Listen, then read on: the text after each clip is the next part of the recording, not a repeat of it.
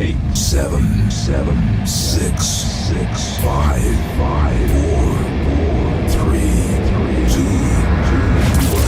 one. All systems go. You're listening to Sudbury News Talk.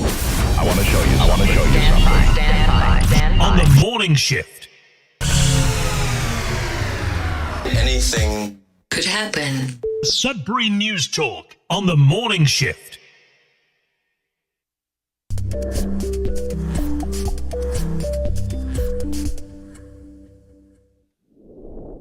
All right. Good morning, everyone. Welcome to Sudbury News Talk on the morning shift. I'm AJ Walsh. I'm glad to be back. I'm glad to be here.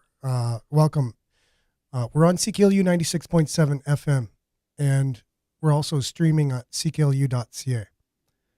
You just click that Radio Player Canada logo, and it streams on the player. If you want to download the app, you just click on the logo, download the app, listen to us anywhere, anytime on your favorite device. And we're also streaming on Facebook and YouTube live at facebook.com/Sudbury News and youtube.com/Sudbury News, where we like to have you, the viewer, listener, participate in the show. This is a community conversation. This is the reason why we started this, is to basically have a finger on the pulse of important issues and things that we find important in our community to discuss and try and unpack things and understand things together as a community, and utilizing the tools that we have in order to do that. And so far, so good. We are really grateful for those that have taken part and been part of the show we've been doing this since March in the incarnation of Sudbury News. And it's been going really well, and a lot of technical things to take care of. But other than that, the conversations have been really great, and I think it's doing a lot of good. I think it's giving us a way to be able to connect, and a little community of people that just want to discuss issues and things that are going on in our community. So yeah, welcome to Sudbury News. Make sure to like, share, subscribe, all that stuff to help the page move along. And with that, we're very close to 5,000 followers, which is a benchmark that we've been hoping to get to. And it's happening pretty quickly. And we're thankful to you for that, for helping us do that.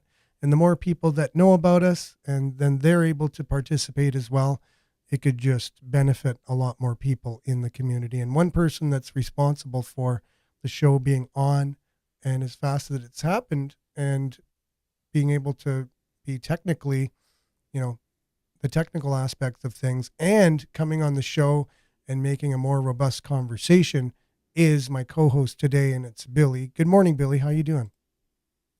I'm doing very well, thank you. We had That's a very kind of you. no, it's the truth. I just speak the truth, and I guess maybe I like to speak a more kinder truth, I guess you could say. I don't know, but I like to look at things the way they really are in the positive, right? So I don't know. It seems to be working for me so far.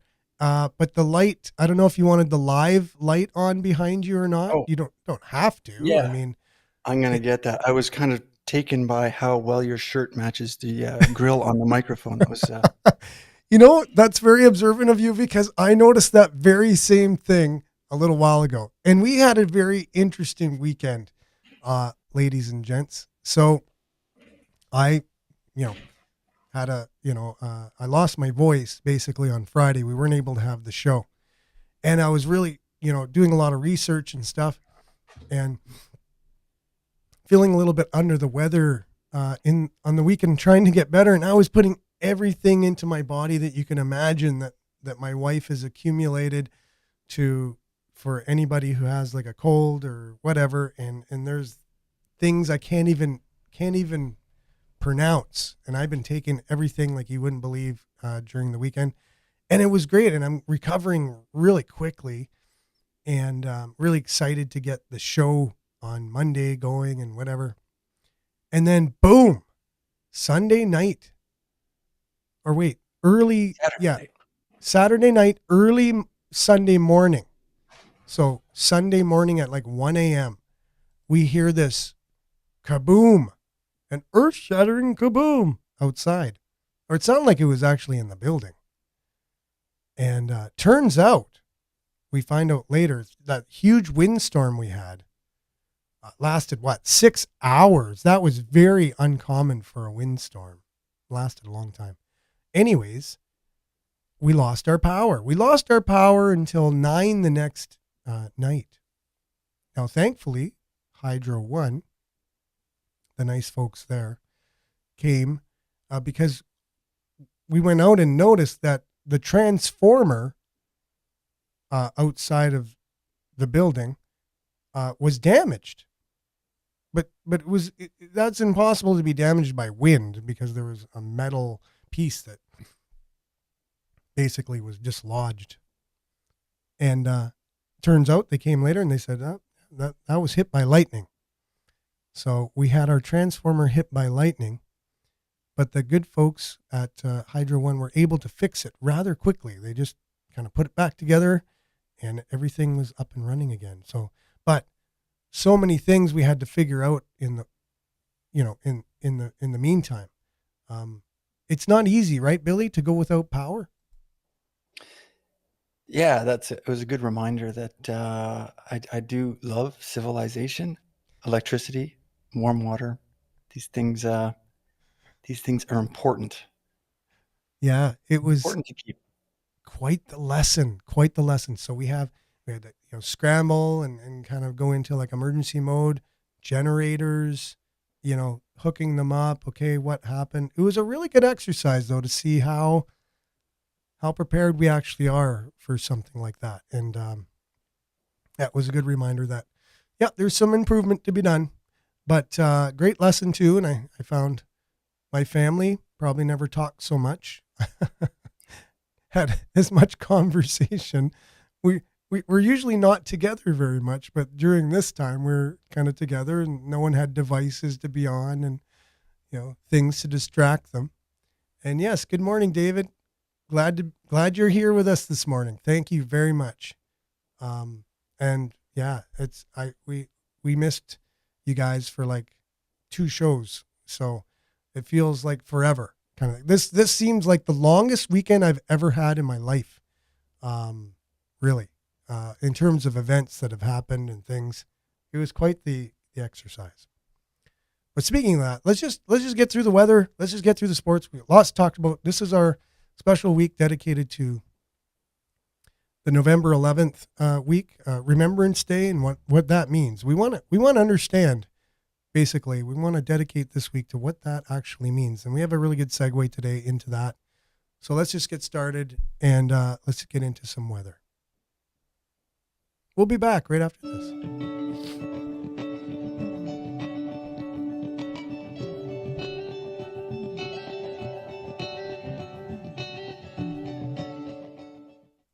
So weather currently, it's a brisk. I knew what I didn't do yet, Billy. What's that? I didn't add my my display here, but I got it now. So we should be good. And here we go. It's done. 1 click. -2 degrees. Feels like -8. And when you're out there, yeah, it does. It's pretty brisk. Sunny though, and the high of today will only be 2 degrees. The wind chill will be -11 this morning. UV index 2 or low. Tonight, a few clouds, wind becoming southeast 20 kilometers overnight. Low -3, wind chill -7 overnight. Wednesday, mainly cloudy, 40% chance of showers late in the afternoon. The wind will be gusting up to 50, coming from the south, high of 9. Wind chill will feel like -7 in the morning. The UV index will usually be low, and in this case it is. It's 2. Long range forecast, they're calling for a chance of showers tomorrow, 40%, a high of 9. And then Thursday, they're just saying periods of rain with a high of 14. Friday, again, they're saying periods of rain with a high of 14. Saturday, chance of flurries or rain showers, high of 1, 60% chance of showers. Sunday and then Monday, it's anybody's guess, but they're saying cloudy and then mix of sun and cloud on Monday. Here you got your look of the satellite view of it looks the same all the time. There's a bunch of clouds and a bunch of clearing. And that's pretty much, I can't wait for the day where there's just no clouds there. It's all clear. That used to happen, Billy. It used to happen when there used to be like just no clouds over northern Ontario. I'd say a lot of clear days this summer, more than I can remember in the past. Yeah. Like just pure blue sky, and it stays that way all day. Yeah. Thought that was unusual. It was unusual. Yeah, because we're getting used to this clouds all the time kind of thing. Every day there's a period of clouds. And but I remember in my childhood days, like there was many days I don't even remember seeing a cloud in the sky. It was just blue for like a week, not a cloud, But yeah, it's just very rare to see that these days. But yeah, I digress, I guess, in some ways, but we'll be back with a little bit of sports from Billy and myself. Going to talk a little bit about the Wolves when we come back right after this.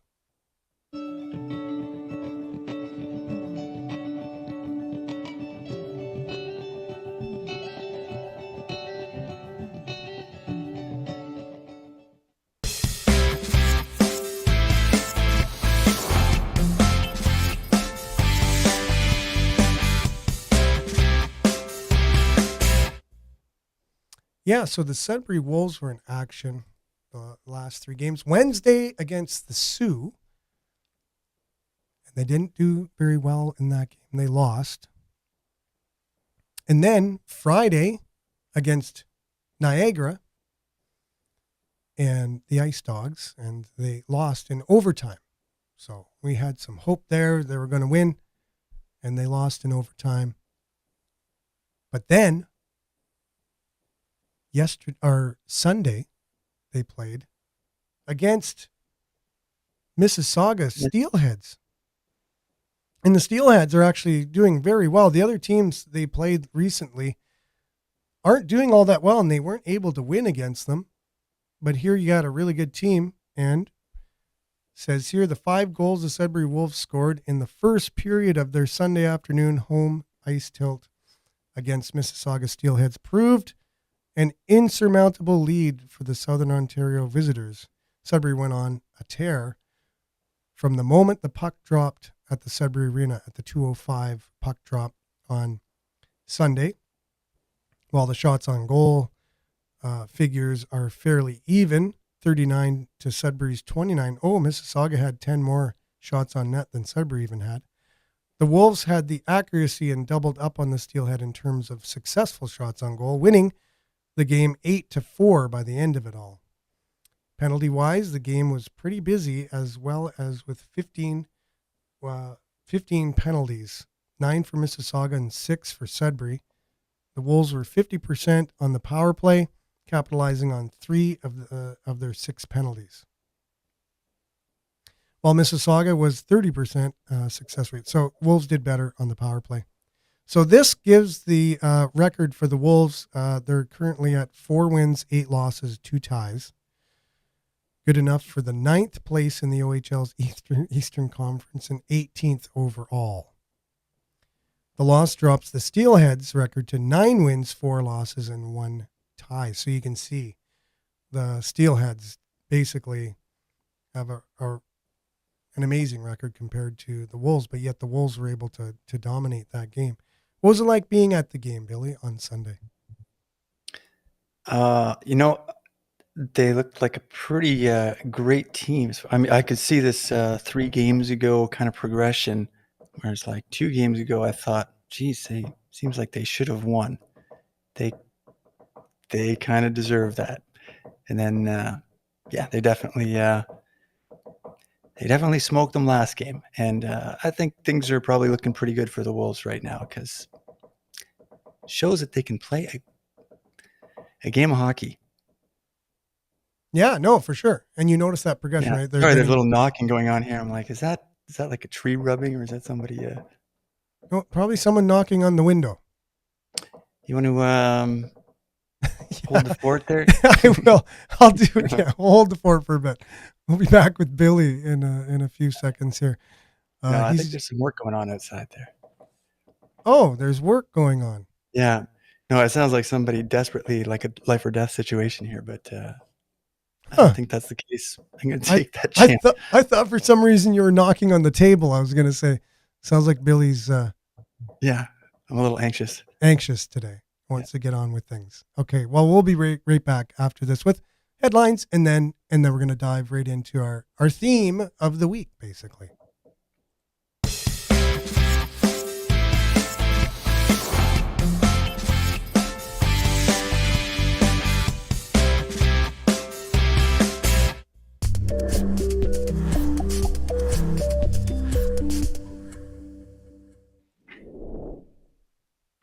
All right. Well, we don't have Billy there for now. He's gonna ultimately check on what's going on, and that's fine. So basically, I'm just gonna run through some of the headlines that we're looking at here.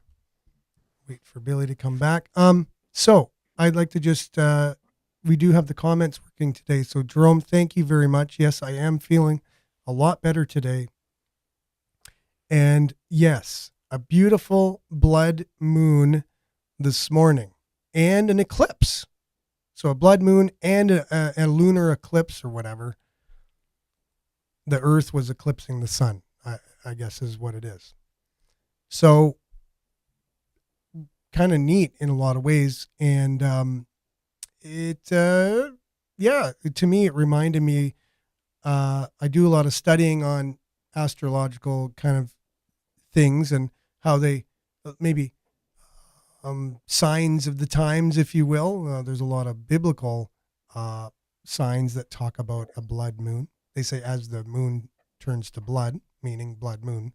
That sounds all whatever mysterious and stuff, just means blood moon. So a lot of these prophecies and things that include that are just talking about a blood moon. So some guy 2,000 years ago said, when you see this blood moon in this particular time with that particular astrological kind of setup, then know that something's going to happen then. That's basically all that is. And everyone makes a big deal about that. And they get all, they blow it out of proportion in a lot of ways. But it still means that it could mean something significant. It's a sign of something. It's like when that happens, you can look for these things, and then you read on and you say, yeah, this will happen after that. It's a really great study to get into. I would encourage anybody, if you haven't done that, it's really awesome. So anyways, that's what that reminded me of in my drive to work this morning. So headlines. You have Paul Lefebvre. You have an opinion piece in the Sudbury Star about Tom Davies was a great leader, great role model for the city of Sudbury, and how maybe we can take a chapter out of Tom Davies and apply it to our current situation with our current mayor and council. So if you get a chance to, you can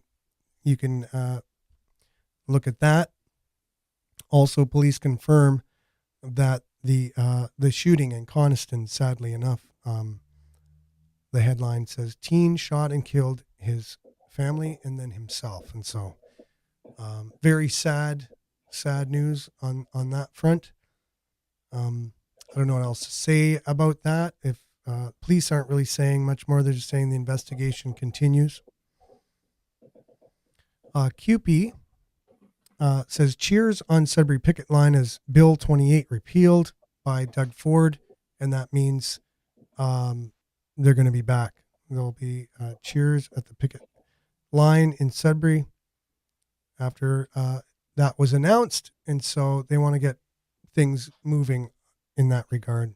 And I want to talk about that strike a little bit, that walkout, I guess you can say, and the whole government's reaction to it, and then the media's reaction to it. And I want to compare that to other protests and other type of strikes and the way the government and the media handled it. And I'm talking about the Ottawa in February, the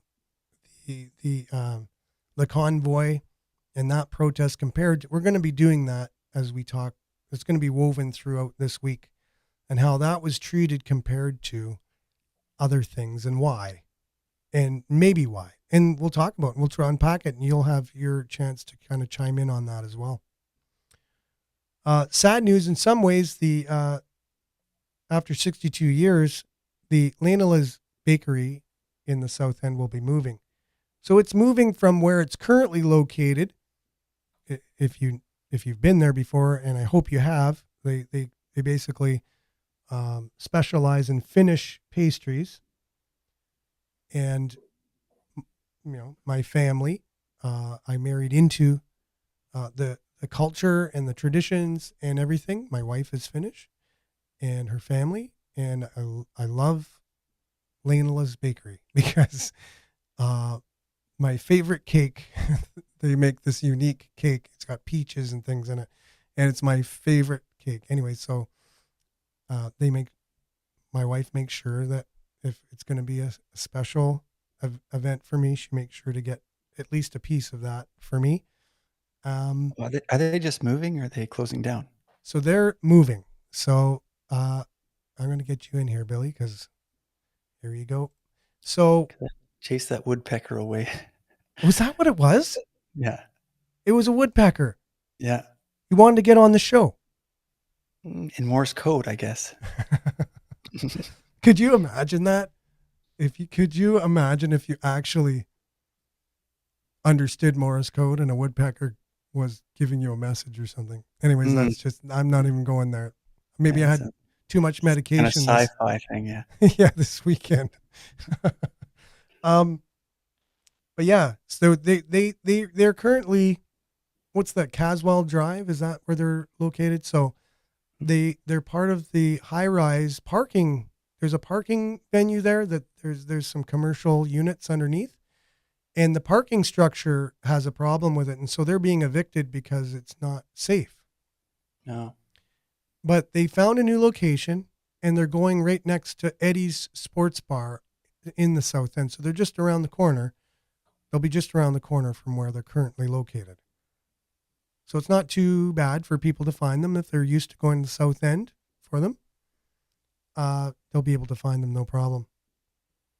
Oh yeah, so Jerome is saying, yeah, we were talking a little bit about the convoy and everything. Yes, and the inquiry is going on right now, and that's also why I wanted to talk about it too, right? And then Brian, good morning. Welcome back. Thank you very much. Oh yeah, and Jerome had one pecking at his window yesterday. Well, maybe it's the same one, just going around and saying hi to everybody. But that's interesting. That was a woodpecker. Where was he, Billy? Never had that before. Yeah. No, just by the door. Yeah, just by the door. I sounded like somebody knocking at the door very frantically. Well, the woodpecker visiting us on the show today. That's awesome. More headlines, I guess, is the union representing 55,000 education workers across Ontario. They're just, they were bearing down. This is why I want to talk about this more and more, about this compared to the convoy in general, right? Because the convoy were protesting mandates. They were losing their jobs. And here the workers aren't being paid, I guess, and they're not. They need to get an increase in pay. There's no doubt about it. The education workers, not the teachers, but the support staff and early childhood educators and things like that. They're paid, I think, on average under $40,000 a year, which isn't enough money for what they do. That is true. But the media also got on board with that. They're like, yeah, you can tell the newscasters are like, oh yeah. And the government was the bad person, right? In the media, like they're blocking these people. They're using the notwithstanding clause. They're, doing all these things, the way the media is reporting on that.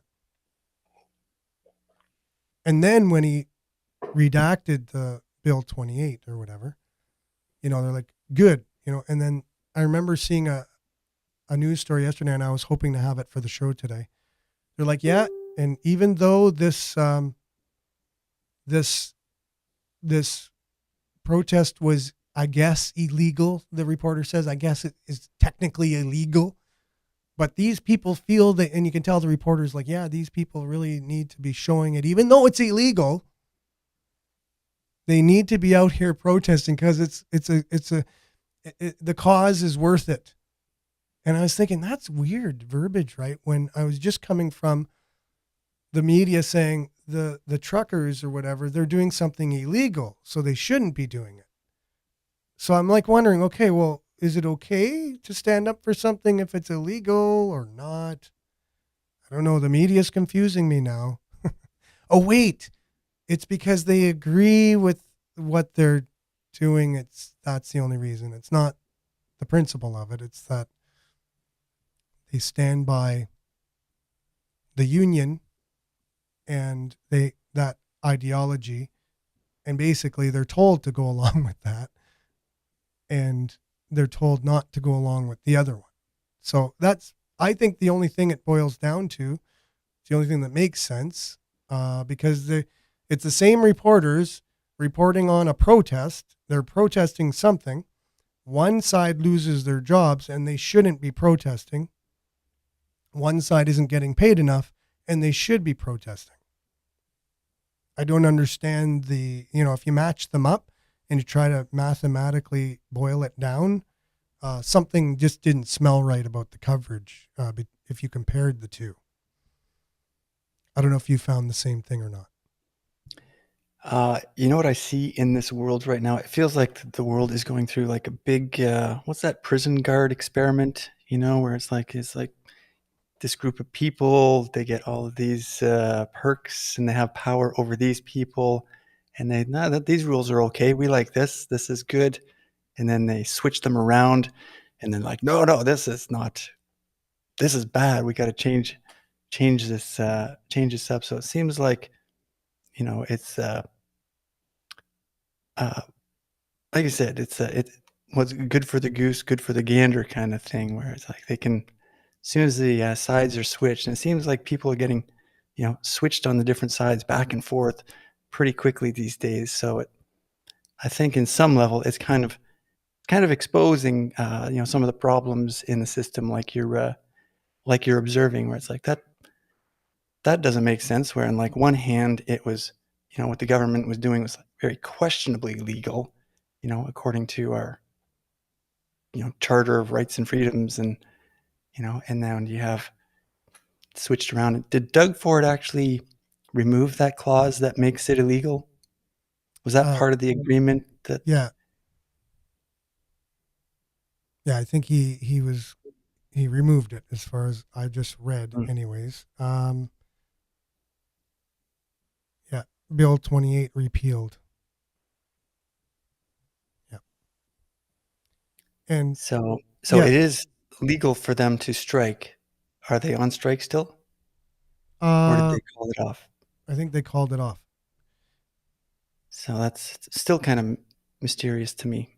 I don't really understand. Again, these are things that they go through a lot, right? I heard Doug Ford talking on the radio this morning saying they come to agreements with all the other unions, but for some reason CUPE, they're not able to get something done. And he said, just come to the table. And these things are political, and I understand. There's unions, they also have to show their worth. They have to show that they're doing something. They can't just do nothing. And the governments are always going to be doing whatever. And I don't understand all of the innuendo going along with all of that, especially not at the moment, especially not after coming off this weekend. But I have my finger lightly on the pulse. It's just the overarching aspects of it that I noticed. Now, Miles says he didn't buy into the whole underpaid thing. He says maybe that's the starting wages, but he doesn't necessarily believe that's like the median wage or the average wage. Yeah, I heard one of the elements of that argument is that a lot of these people are part-time, So Yeah. they have 6-hour work days or something, or 4 days a week, but um, which kind of kind of that salary of like 39,000 Yeah. is a result of you know that they're still paid 40 an hour or something, but if it's reduced Yeah. hours, which is And I, still tough to live on. yeah, no, and I also agree with Miles because he says he also doesn't believe that they should be able to go on strike. You know what I mean? It's almost like firemen or paramedics or doctors. You know what I mean? Frontline workers, like they're essential workers. And if you go on strike, there needs to be some kind of thing that puts you in a different category. And I think that's what Miles is referring to there. And I do agree with that. He didn't remove the notwithstanding clause, just the bill. Okay. That makes sense. Rescinded. Yeah, Yeah. rescinded is the operative word. Thanks, Brian. That's awesome. Mhm. So yeah, and again, the details of the strike and why it is and what these notwithstanding clauses mean in the bill and all these things. I'm not the expert on that, and I don't know. I don't want to speak for you, Billy, but I would say we're both not experts in that area. Absolutely, yeah. Um, But you observed that the media was definitely taking a different tone yeah, than in the case with the truckers. yeah, that's mainly what I wanted to kind of point out, that even just seeing that one news report on the reporter was basically like cheering along, like she was part of the protest in a way, like just like saying yes, even though it is technically illegal, and there's that word again. Whereas the reporters speaking on maybe the the convoy in Ottawa would have said, these people are obviously breaking the law, you know, instead of, well, technically it's illegal, but they really have a strong reason to come out. It's the same thing going on. Protests, illegal protests, if you want to deem it that. One is justified, and the other one's not. And so that's just according to the media. Now, whether that's true or not, and whether that reporter has every right to do that, I'm not even here to say. Like, maybe they're right. Maybe one should have the right to protest, and the other one shouldn't. Right? Maybe we're becoming that in society where someone's allowed to protest and someone's not. And we already talked about that. Like, if you're an essential worker, maybe you aren't able to strike. But if you lose your job as a result of a government mandate that looks at its going against your rights, the Charter of Rights and Freedoms, that could be a whole other thing. So that's why this week we're going to have some experts on that. Some of the organizers of the convoy to Ottawa will be on the show. I'm not sure which day. They're going to get back to me. There's going to be two of them, one local and one not. And they'll be able to kind of tell us maybe and I don't want to speak for them, right? So I'm just going to get their point of view of how that all came down and why they ended up protesting the way that they did. And then we'll be able to comment and ask questions as they're on the show. So yeah, Miles is saying the media is kind of on one side usually.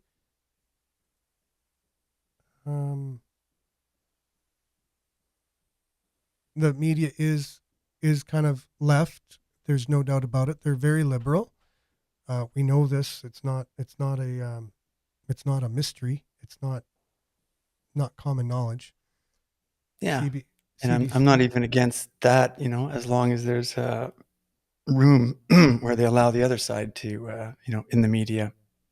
I think that's one of the criticisms with the state of the media right now is, especially in the mainstream, there doesn't seem to be an equal balance in things. Yeah. And Jerome makes a good point. He goes, nothing's illegal until you get caught. It's just good for business. And that's the thing that you're saying. Some people are allowed, it seems, in our society to do whatever they want. They get no, there's no accountability for a certain segment of the population. Whereas there's another segment of the population, they can't even move without people all over them and Mm-hmm. and It's like criticizing and things. a weaponized culture. Yeah. Well, it says, weaponized. We're going to be talking a little bit about that this week as well. Politicizing, weaponizing these types of things, and trying to understand what's going on in our current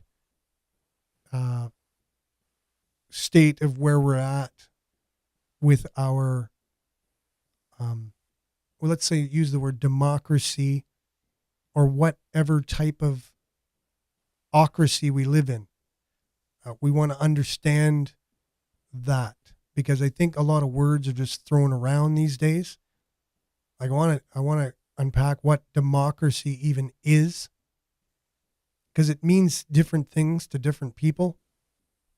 And I think it's important to understand the foundations of human beings and rights, first of all, and the different views. And there's really only two, and we're going to boil it down. There's really only two views of human beings and rights. And that's really what it all everything comes out of that. Every policy, everything we do, legal things to do with how things are governed in any country, come down to those things. Human beings and rights, and what it means to have them. When can they be taken away? What others can do or can't do to somebody else in any given moment. That means an individual or a government or a corporation to someone else. But you first have to understand what a human being is. Because you can't have rights if you don't understand what a human being is to begin with. And we've been losing touch more and more and more with that concept. We don't even know. We just had the new Supreme Court nominee coming in, who was asked the simple question. Watch this. Can you tell us what a woman is? And do you remember what her answer was? I don't recall exactly, no. Yeah, that's what she said. Yeah, something like that. No, I'm just kidding. No, she said she can't. Yeah. She cannot give a definition of a woman, Yeah. which is half the world, technically a little bit more than half, are women, and a little less than half are men. It's really kind of, you can almost say 50-50. There's men and women, which make up human beings. You put two of them together and they make more human beings. So, Yeah. It kind that's of comes down to that sort of Go ahead. weaponizing of words. Like, I think any Yeah. answer she gives, she knows any word that she say can be taken, used to, That's right. against her. Yeah. So I know, and that's the thing. It's politicized. So this whole idea of human beings split into two main kind of factions, regardless of race, color, creed, whatever. In every one of those are men and women, boys and girls, male and female. That's a fact. Now that's controversial these days. Even just to say that. To say a fact is controversial. Tells you of something, the world we're living in now, the climate of that, politically or socially or whatever. So to understand what a human being is, first of all, and we're not even agreeing on that in the world. We're so advanced though, right? We look back in history and we're like, we're so advanced in our society. We're so smart. Yet the newest Supreme Court judge in the United States can't even define what a woman is. That's just telling you how smart we actually are. We're digressing when we don't even know who we are. Like, if you don't even know who you are, there's beginning to be issues. So how could you know what rights you have or what rights a country should have or what laws there should be if you don't even know who you are to begin with? You got to start with that. I got And another angle to that too, which is, okay. I think in this world, like you want to break it down to like the very simple two polarities. There seems like probably like a very small minority that like to have power over others, and then there's probably a large majority that just want to live their lives and they don't really care about that. But it's sort of built into a slight sort of tide of human nature that those people that want power over others, will tend to do what it takes to rise to, say, the upper echelons to achieve that. So that's why, I guess, coming back to this freedom angle, there's always a need, to keep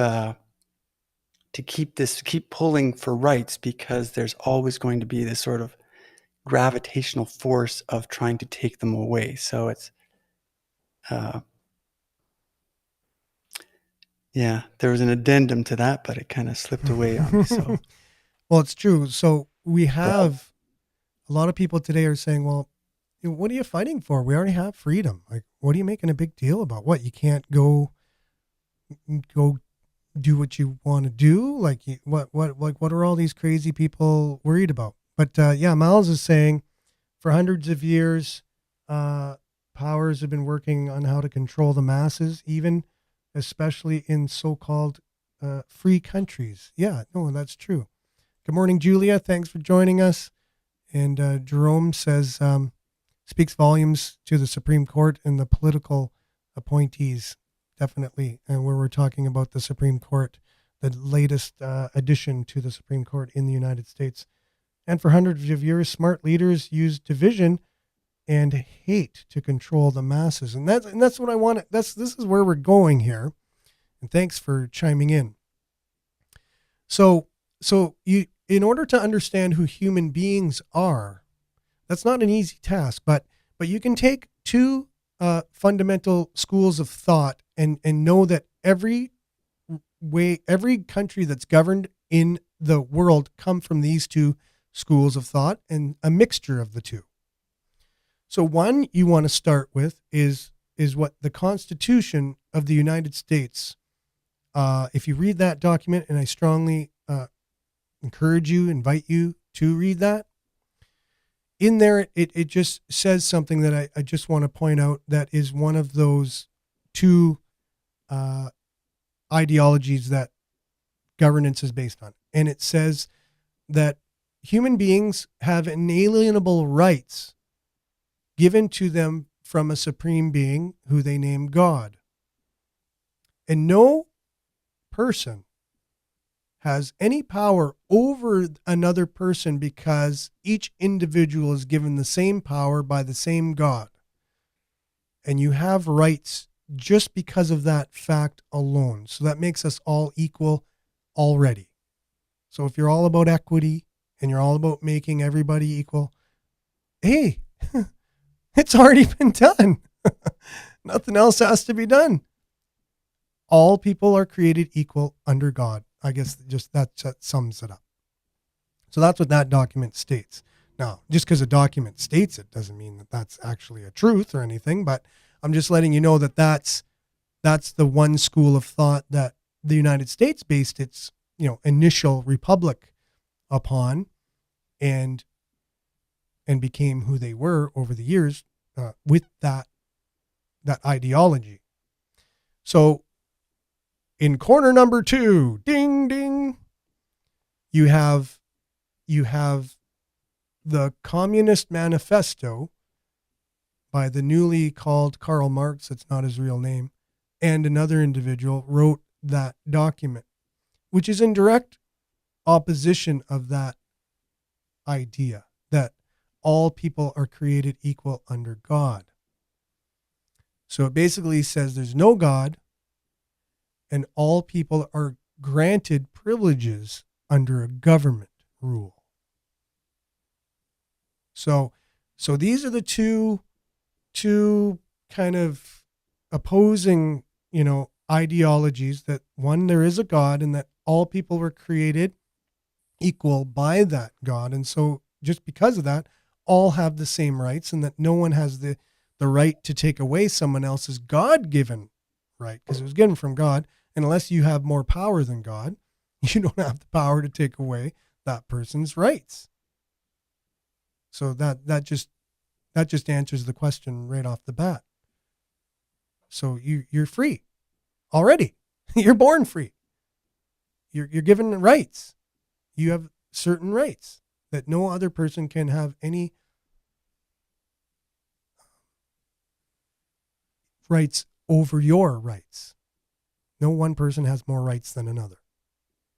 Whereas the Communist Manifesto takes God out of the picture and says, yes, the government has more rights than you. So it gives right away an entity, names them, and says government. And they have the power to grant you privileges. So there's no rights. There's privileges. Or not, exactly. Now, if they feel you need rights, they'll give you the rights, but it's from them. And they decide who has rights and who doesn't. Now, from just those brief, now it goes into way more detail than that, and you can easily go online and you could download a PDF document of the Constitution of the United States, which I encourage you to do, and you can just as easily download a PDF of the Communist Manifesto. And I encourage everybody to just take those two documents and go through them and highlight them. Which one resonates the most with you? Which one is the kind of world you would rather have? And I'll let you know that we've had shining moments of the first one for the last 200 years. And the world I'll put out there and just submit it to you. I would say the reason why the world has been so organized and there's been so much prosperity was due to that and that alone, that document and how that's resonated and people made policies and laws based on that and followed it. And there was order based on that.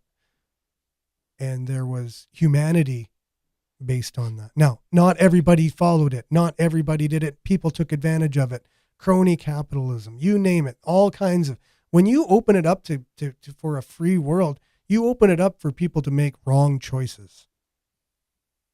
So people made wrong choices.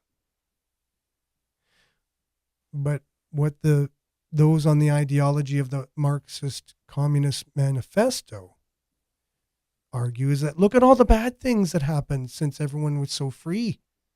And they just focus on the bad. They say, look at this bad, that bad, see how bad that was, see how bad that was. And then you go, yeah, you know what? You're right. And if you don't think for yourself and go, yeah, but wait a minute, there's been good things too. There's also good things. Hey, let's list them down now. Let's take a pen on paper and write down all the good things. And now let's write all the bad things. I bet you end up writing more good things that are more important than the bad things that could be very bad, but less important if you're looking at a way of governing society. No doubt about it. Comments, Billy? Yeah, well, I think the Constitution, was a big blow to the class system, and I've seen, presentations that it did more to lift people out of a bondage, life kind of society than really anything else in our modern history. And I guess kind of going back to the Karl Marx and that whole side, I think there's, if you looked at it with a very kind of optimistic view, that if you had a very benevolent leadership in the in the communist side of things, and a very transparent and I think I think there's an idea that the people decide what is going to transpire with government in a lot of the modern views of the communist side of things, which and again, that whole thing is not doesn't really rub me the wrong way, in as much as it is just seems like it's very easy to seize the reins by any kind of source of corruption. And again, the people who would like to take power, it seems like a very easy tool model to seize power in, whereas the other side, it's a much more difficult mechanism to seize power in, because there's so many now, freedom gives it so many moving parts that they would have to take control of. Yeah, for sure. And as you were speaking too, I was just thinking there's going to be a lot of people. I'm going to have to keep almost making this statement throughout this week. And it's going to be a short week. It's only 4 days, unfortunately, but there's going to be a lot of hot button words being used and emotional, you know what I mean? There's going to be triggers, I'm sure, just because you and I have been involved in different conversations with people, and not everyone's able to have a conversation about topics like this. And I understand that. And I feel for people that aren't, because, I think that's where we've gone in this society is we're not able to discuss these issues enough. And that's when you're not able to, then things just get pushed through, and it's not the right thing a lot of times. So the last story I wanted to talk about was the cadets. Sudbury cadets honored for preserving military history. Members of the Sudbury Irish Royal Canadian Army Cadets Corps have been acknowledged for their service, and they've been honored for work on research project about the British military history. It's pretty cool. So we just recently had because it is Remembrance Day on November 11th, which is this Friday. We only have 3 minutes left, not even in the show. But we have the largest poppy flag of a poppy in the world now currently in Sudbury. And it's on the corner of Falcon Bridge. Is it the Falcon Bridge and the Kingsway? I think so, yes. And you said it's where the MIC is located. I think so. And I thought, when we were talking before the show, I said, isn't that ironic? That's the old Don Cherries? Don Cherries were the it's not ironic. It makes total sense. Yeah, the world's largest. He's a big poppy. He vocalized it now. Yeah, exactly. And I think tomorrow we'll have to continue this conversation. But in what happened to him, and I warned on the show right after it happened. I said, everyone's all, yeah, this guy is a bigot. He's an old man. He's crazy. He says a lot of crazy things. Yeah, he is. But what he was saying was that people need to understand what the poppy means. And even if you're new to this country, it's important to understand what the soldiers went through to make this a free nation. And the things we enjoy here are because of that. You do want to come to this country, like everyone in the world wants to come to the United States and Canada, because of the culture here, because of what we have, because of the freedom we've enjoyed over 100 years. But that was fought for. And there's prices paid for that. And the way we symbolize that is by wearing the poppy. And because he said those people, he might have said, come to this country. And again, it was very politicized, and he was canceled. He was just fired. And I said, watch now, you fire him because of that. Other people then are going to be fired. And it just did happen. The cancel culture started, and people are being canceled. And now you have on the Boston Bruins, the very team Don Cherry was the coach of, a young man who was drafted just recently and found out that when he was 14 years old, he made fun of someone who was black and was disabled. And he was 14. And now he's not able to play in the NHL because people found out that he made fun of, bullied. The details are not clear. The details are not out there. So, but this is where we're getting as a society. Now, anyone can go back into your Facebook and find something you did and said wrong. And as the political climate changes, you can be found to say something that's not politically correct, that was politically correct 10 years ago, but you said it 10 years ago, but now it's not politically correct, and you can be held accountable for it. You might lose your job because of it. Now, is that freedom?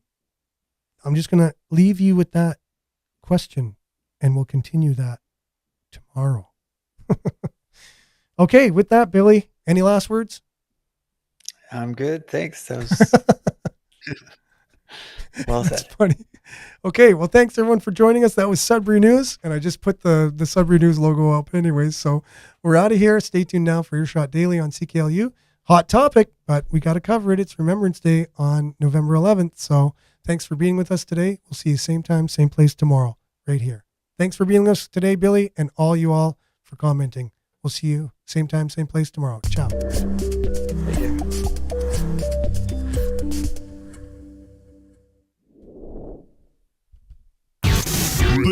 This is Sudbury News Talk on the morning shift.